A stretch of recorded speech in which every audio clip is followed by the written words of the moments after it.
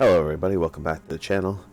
Today we're back on Resident Evil. We're going to be talking about the monsters of Resident Evil 1. Previous video about Resident Evil, we talked about the incident in the mansion. Now we're going to talk about all the monsters that were in there. Alright, let's get into it. So the first monster we're going to talk about is the one pictured on the left. It's the zombie. And the zombie is the most common enemy in the game.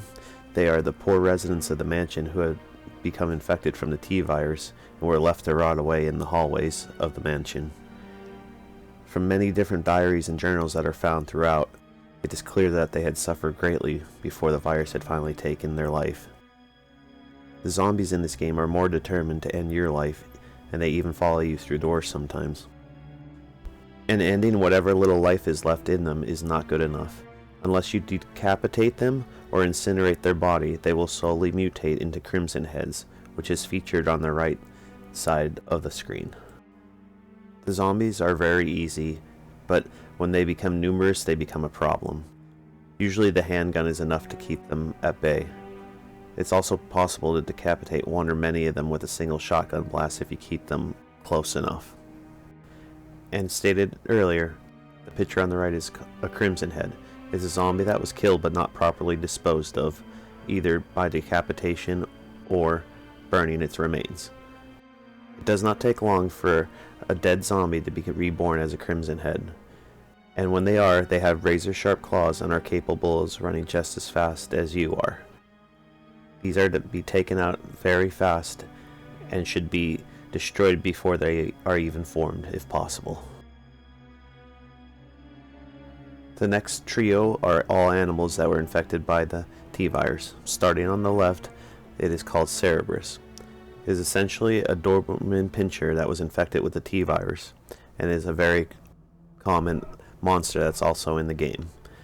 Despite the rotting skin and muscle hanging off their bones, they're still surprisingly quick. The virus giving these creatures an insane lust for blood. They'll dive for your arm, trying to pin you in place at the first chance that they can get. Several shots of the handgun will take this creature out. The next creature is a crow. It's much larger and more aggressive than normal. These birds will usually sit patiently unless they are considering you a threat. It seems that these crows had feasted on corpses that were infected with the T-virus, and even though you won't encounter them often during the game, it is best to avoid them if possible. However, if you do want to take them out, a handgun will suffice. And then the last one is called an adder. These pests are poisonous and can hinder your progress, giving you damage over time if you do not have a blue herb. Although small and not numerous, they should be avoided if possible. They are only encountered a few times, and you really don't need to waste your ammunition on these. The next monster is a fountain plant. Although it's immobile and not much of a threat, you will have to dispose of it at some point to get past it and on to the next area. When trying to approach it though, it will lash out at you with its whipping bitings, causing some damage. However, there is no need to get close, because as long as you find some herbicide and put it in the nearby water pump, it'll destroy this plant and you can move on safely. The next creature is a wasp, but it's no ordinary wasp because it has been infected with the T-virus and has grown to roughly 4 times its original size. They are more deadly now because of that and the poison that they give you with their stinger. It is best to avoid them in swarms and not to waste any ammunition. They will not chase you through to another door, so if you can, try to avoid them at all costs. The next creature is called the web spinner. It's an enormous spider that was created by experimenting with the T-virus on arachnids. These venomous 8-legged monsters can surprise you when they suddenly land in front of you with their ability to walk on walls and ceilings. But their presence within a room can be known if you listen out for their low bass thumping noise as they are moving around.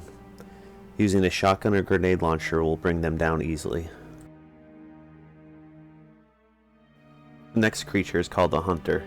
It's an extremely powerful creature with claws on all 4 of its limbs, and has the ability to jump several feet into the air. It is encountered later on in the game These creatures replace the zombies as the most common enemy, but are thankfully only for a limited time. They are a frog-like creature and can be very dangerous. They have two different types of attack. They either swipe for your legs or jump and slash at your torso, which if they are close enough could go right over your head and result in decapitation of your character. You need to use the shotgun or magnum or the grenade launcher with acid shells to be able to deal with these creatures. The next one is called a chimera.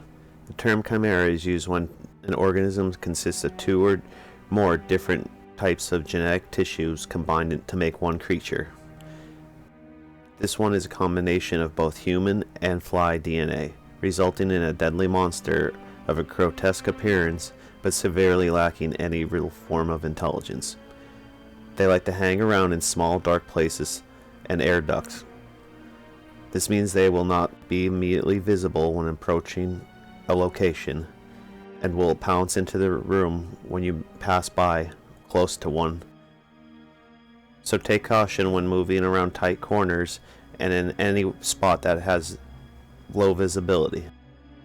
And next there is Neptune. This is the code name for this creature that was a combination of the T-virus with a great white shark. The result is a much larger and ferocious predator.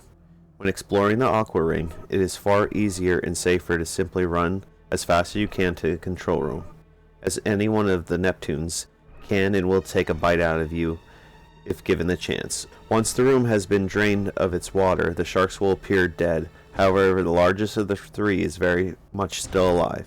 Whatever you do, don't step into the water. Instead, push the generator into the water and watch the fish be fried. The next three creatures are all bosses. The first is a snake of giant proportions. It is called a yawn. This terrible monster is one of the first bosses that you will encounter in the game. It takes a large amount of ammunition to scare it away. You need to be careful, as not only does it do massive amounts of damage, it has poison fangs that cannot be cured with any ordinary blue herb. If you do get poisoned, you will need a special serum to cure yourself. On the second encounter, however, it no longer has the poison, so you just need to focus on keeping your health up and unloading everything you have into it. The next is a huge monstrous bulb that is the product of researchers from the greenhouse residents experimenting with the T-virus on plants. It is called Plant 42. It is a carnivorous plant that feeds on the blood of its victims, and is said to have grown large by feeding off the contaminated water from the broken water tank in the basement. Those exposed roots also hold the key to defeating it, as by making the V-Jolt compound you are able to administer it through its roots, severely weakening it and making it a fair fight, and should only really need the shotgun to defeat it. The next monster boss is called the Black Tiger. It's the mother of all spiders. It's a much larger variation of the web spinner. This giant spider has more strength and speed and spitting range than its smaller companions. Although big and menacing, this boss can be defeated quite easily, either using the grenade launcher loaded with acid or incendiary shells, or even just a shotgun. It'll only take a few shots to bring this monstrous creature down. And last but not least, the final boss of the game, the Tyrant. It is the world's most powerful biological weapon. The Tyrant has been built as a large man with a cluster of claws on its left forearm instead of a hand. Its heart is located outside of its body of its chest for some reason. However, this still doesn't make it vulnerable to attack or weakness. Dealing with the Tyrant for the first time is fairly easy. All you have to do is have it follow you around the laboratory in a casual manner, using the magnum or grenade launcher for this fight. If you get within a certain distance, he will start swiping his claw at you, which can do a lot of damage. The second battle takes place on the heliport, and there is no need to fire at him.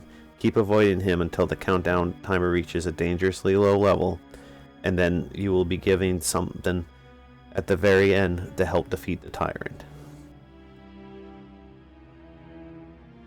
And that'll do it for this episode. I hope you guys enjoyed it. If you did, give it a thumbs up. Also, subscribe if you haven't yet. It'll really help the channel grow, and I appreciate it. Also, leave a comment on what you think of the monsters and which one's your favorite or least favorite and why, and we'll have a fun discussion about it. And until then, I'll see you guys in the next one. Take care.